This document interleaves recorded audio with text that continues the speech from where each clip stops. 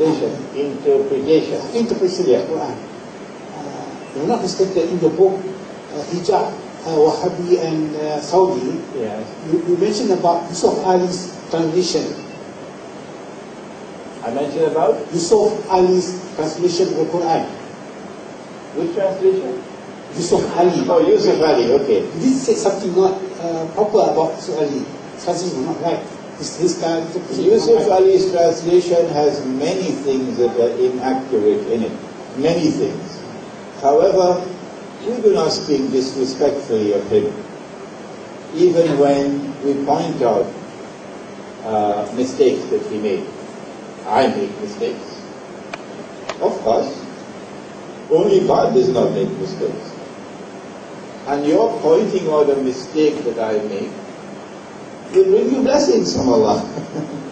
Because I am corrected in the process. So it is not something uncharitable to try to correct a mistake made by someone. Yusuf Ali's translation is perhaps, in terms of its literary style, the best translation in English. The best. He was a literary genius. But Yusuf Ali was not a scholar of Islam. Not at all. Yusuf Ali did a bachelor's degree at Cambridge University in English literature. That does not make you a scholar of Islam. But he was a literary genius. And he took his British education at Cambridge University, and he went back to India, and he took the translations of the Quran from Arabic to Urdu. And those who translated from Arabic to Urdu were men of very great scholarship, impeccable scholarship. So the translations in Urdu were excellent. But Yusuf Ali had modern education. And he was able to bring his modern education to bear on the language that he used and the interpretation that he gave. And in many instances, he did a splendid work, a good job. However, he made mistakes.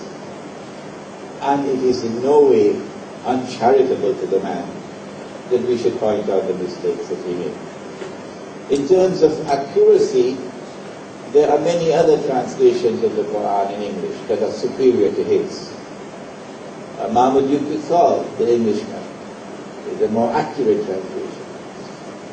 Muhammad Asad, the Austrian, formerly a Jew, he is a scholar of Islam. No doubt about it. He is a scholar of Islam.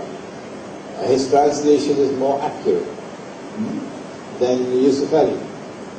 But Yusuf Ali's literary style is unsurpassed. Any other questions?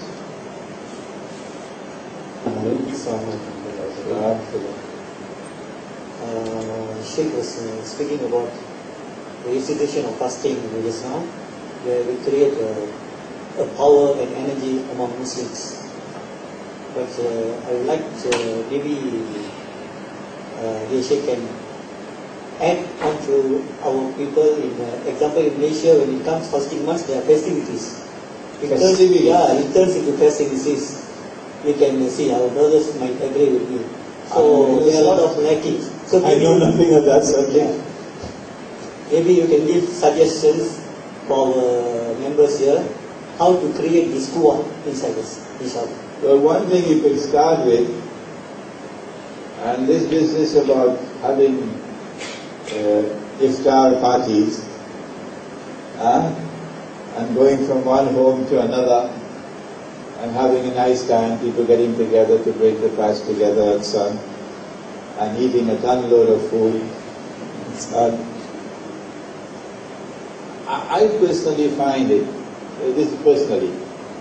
I find it negative to be moving around in Ramadan. And I find it to be positive to remain in one place. I give the rest of the year to you all, give the month of Ramadan to me now. So, if you would break your fast every day, one day like Tarawih, gracefully.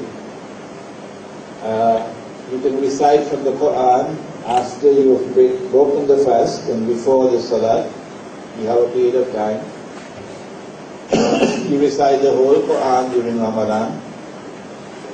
The whole Quran during Ramadan. If you could recite it twice, mashallah. So you want to get every spare moment that you could get, every spare moment that you can get. Turn off the TV, or better than that, throw it out of the window,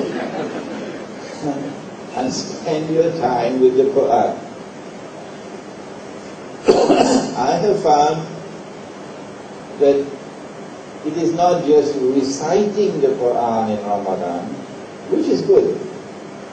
Reciting the Quran in Ramadan, which is good. But even more important than reciting the Quran in Ramadan is studying the Quran in Ramadan.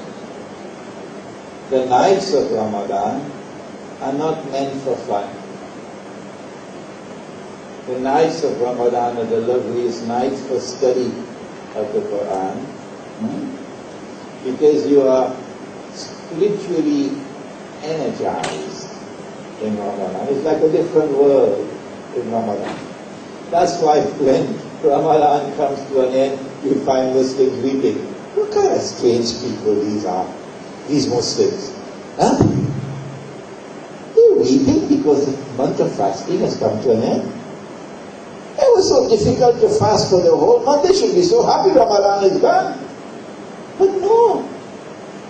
Look at the Muslims. They're so sad that the month of Ramadan has ended. They're saying, farewell, O Ramadan, al-Wida. I don't know whether I'll live to see another Ramadan. What kind of people are these Muslims? The answer is because they are spiritually energized during the month of Ramadan. And that creates an opportunity for you to be able to penetrate with knowledge that which otherwise you may not be able to penetrate. So that's how to spend the month of Ramadan. Any other questions?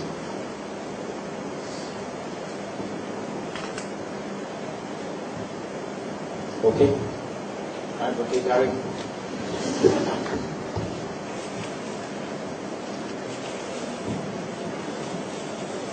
Once again, profound appreciation